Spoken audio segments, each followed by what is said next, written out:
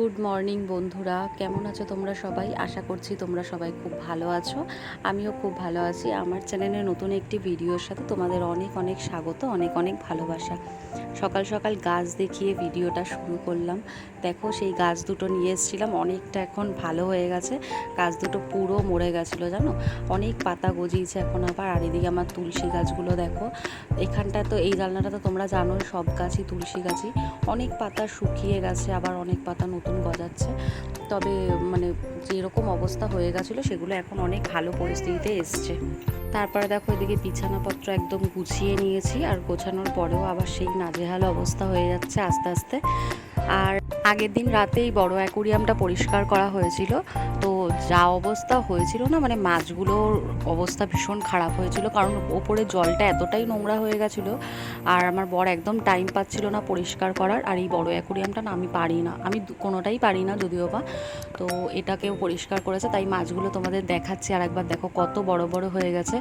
আর এর আগে যখন ভিডিও করেছিলাম তখন মাছগুলো অনেকটাই ছোট ছোট ছিল।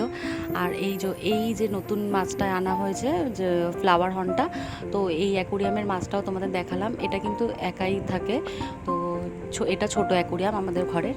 আর ঘর দুয়ার পরিষ্কার করা মোটামুটি হয়ে গেছে, যদিও বা একটু পরে আবার নোংরা হয়ে যাবে। আর এই যে গাড়ির কালেকশানগুলো সেই মেলা থেকে নিয়ে এসেছিলাম, 3-4 দিন মেলায় গেছিলাম, তোমাদের সাথে একদিনেরই ভিডিও শেয়ার করেছি।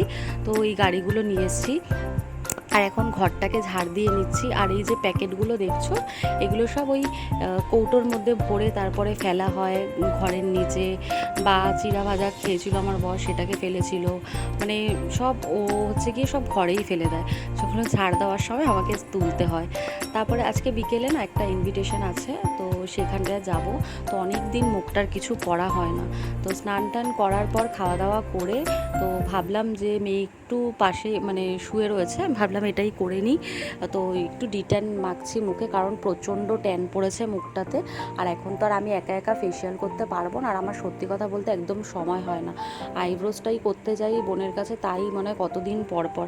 তো যাই হোক, দেখো মুখটাকে ডিট্যান করে নিয়েছি ভালো করে। তারপরে এখন দুপুরবেলা বেরিয়ে পড়েছি, মুখটা পরিষ্কার করে মেয়েকে রেডি করে আমিও রেডি হয়ে মোটামুটি জাস্ট জামাটা পরে বেরিয়ে গেছি। একটু যাচ্ছি ওই বাড়িতে, কারণ আজকে ওই পাড়াতে ফাংশানও আছে, ফাংশান দেখবো। তারপরে আমি, আমার বোন আর আমার মেয়ে 3 জনে যাব নিমন্ত্রণ, মানে ইনভিটেশন আছে সেখানে। তো বোন একটা প্রোগ্রাম করবে, বোনের প্রোগ্রামটা না আমি তুলতে পারিনি, কারণ আমার ফোনে হচ্ছে গিয়ে ভিডিওটা হচ্ছিল, মানে বোনের যে গানটা করবে সেটার, মানে যে নাচটা করবে সেটার গানটা আমার ফোনে চালিয়েছিল। তো সেই জন্য আমি বোনের প্রোগ্রামের ভিডিওটা করতে পারিনি। আর এই দেখো আমি একদম পুরো রেডি হয়ে গেছে, আমাকে কেমন লাগছে জানিও। আর এই কুর্তিটা আমি আজকেই ফার্স্ট টাইম পরলাম, আমার নতুন কুর্তি। আর আমার বোনও দেখো, ও কিন্তু সব পুরো মেকআপ একা একাই করে, ও যেখানে প্রোগ্রাম করে ওর মেকআপ ও একাই করে। আর এই যে মেয়েকেও রেডি করে দিয়েছি, আমার আর এক বোনও রেডি হয়ে গেছে। দিদি অনেক রাত করে এসেছিলো, তাই ওর ভিডিও আমি করতে পারিনি। কাকিমা টাকিমা সবাই, আমাদের একদম বাড়ির পাশেই প্রোগ্রামটা হচ্ছিল। এটা হচ্ছে কি আমাদের ক্লাবেরই প্রোগ্রাম, বিশাল বড় করে হয়েছে।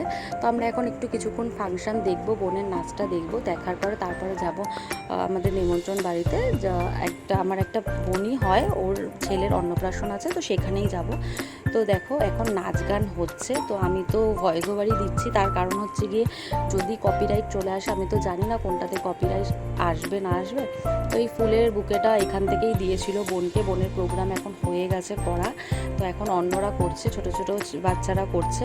খুব সুন্দর নাচ করেছে সবাই, খুব আনন্দ হয়েছে। তো আমি কিছুক্ষণ প্রোগ্রাম দেখে তারপরে চলে গেছিলাম। তো এদিকে দেখো এখন আমরা চলে এসেছি আমাদের যেখানটায় আসার কথা ছিল নিমন্ত্রণ বাড়িতে, সেখানে। আর চুলের স্টাইলটাকে একটু চেঞ্জ করেছি, কেমন লাগছে তোমরা জানিও। এটা আমার বোন করে দিয়েছে চুলটা, কিছুই না, জাস্ট সাইডে শীতে করে একটা ক্লিপ লাগিয়ে নিয়েছি।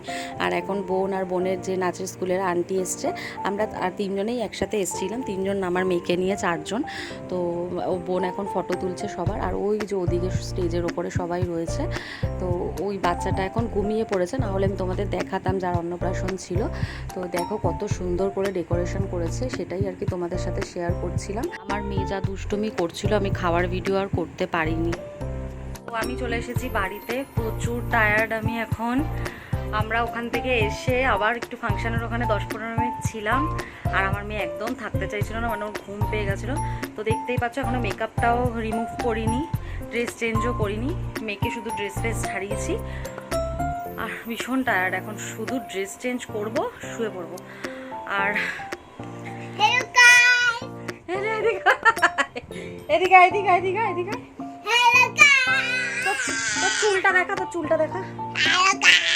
ও ঘুমিয়ে পড়ছিল, এই ঘরে দাঁড়াও না তো, যেই ঘরে ঢুকেছি আবার ওর শুরু হয়ে গেছে, মানে ঘুম ভেঙে গেছে।